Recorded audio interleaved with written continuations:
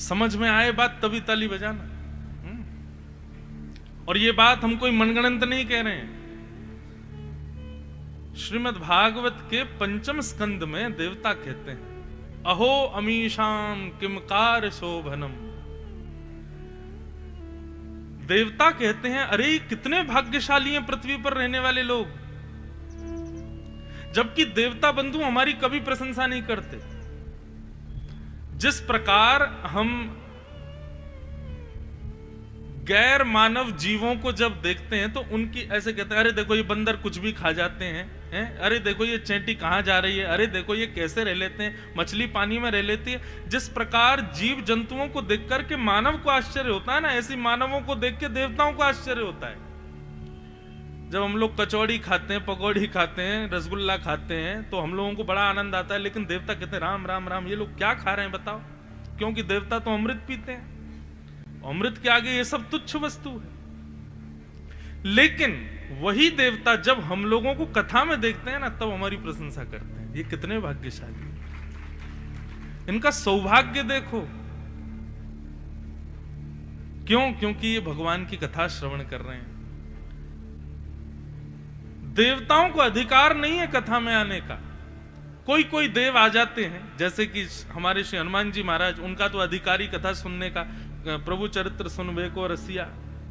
ऐसे ही महादेव भी खूब कथा के रसिक हैं, पर प्रत्येक देव को कथा में आने का अधिकार नहीं है। सूर्य नारायण कथा में आ जाएं तो पंडाल जल के राख हो जाएगा, व्यास जी बेचारे भुस जाएंगे, नहीं आ सकते।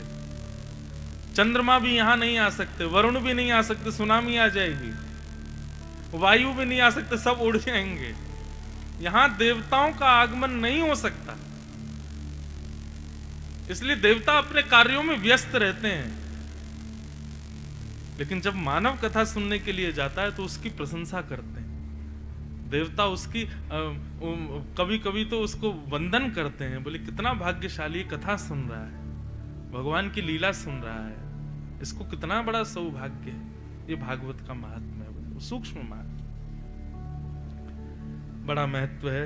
आपके मध्य प्रदेश को परम पुनीत करने वाली मां नर्मदा जी यहां विराजमान है, और हमारी जन्मदात्री मां का नाम भी नर्मदा है। तो मैं जब भी मध्य प्रदेश आता हूं और इस क्षेत्र में आते हैं, जब मालवा का हो गया और अपना ये खंडवा क्षेत्र हो गया, और नर्मदा जी का जब दर्शन होता है तो वैसे भी वो जगत माँ है और मेरी तो वास्तविक माँ भी नर्मदा है, तो मैं उसी भाव से उनको प्रणाम करता हूँ। बंधुओं एक बात कहें, गंगा जी की महिमा है, यमुना जी की महिमा, सब नदियों की महिमा, लेकिन नर्मदा जी की एक बहुत विशेष महिमा बताएं।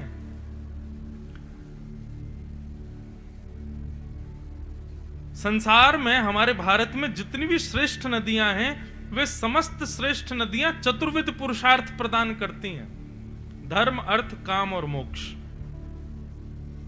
गंगा जल पर अस्थियां विसर्जन हम क्यों करते हैं? मोक्ष मिलेगा।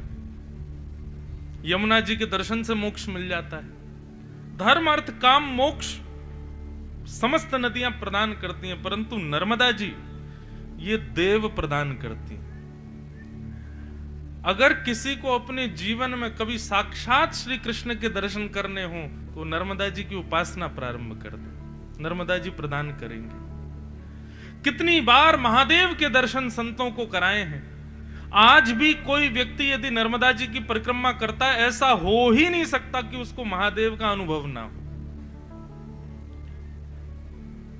स्वयं महादेव ही बह रहे हैं नर्मदा जी के रूप में। महादेव इतने भोले हैं, कछु मांग ले सोई दे दें। हमारी बड़ी इच्छा बहुत दिनों से है कि एक बार नर्मदा जी की परिक्रमा करेंगे, और इस भाव से करेंगे कि श्याम सुंदर बस एक बार दिख जाएं, एक क्षण के लिए। क्योंकि हमने सुना है कि श्री नर्मदा जी में ये सामर्थ्य है कि वो देव को आपके सामने प्रकट कर सकती है। और इसका प्रत्यक्ष प्रमाण तो आपके खंडवा में, जिनके माध्यम से यहाँ अनंत वैष्णव पधारते हैं, ऐसे धुनी वाले दादाजी, उनको तो साक्षात महादेव के दर्शन नर्मदा जी नहीं कराए। तो ये देव प्रदायिका है। कभी भी नर्मदा जी में जल आचमन करो, नर्मदा जी में डुबकी लगाओ, नर्मदा जी का दर्शन करो, एक ही कामना करो कि हे नर्मदा मैया, हमको श्री कृष्ण के प्रत्यक्ष एक क्षण के लिए दर्शन करा दो बस, और निश्चित कराएंगी मां।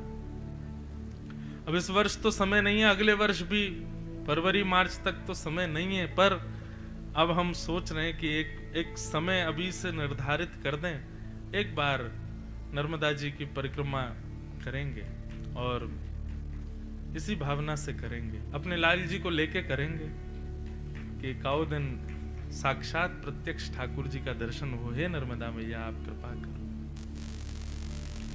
तो महात्मों से भरा हुआ है हमारा वैदिक सनातन धर्म।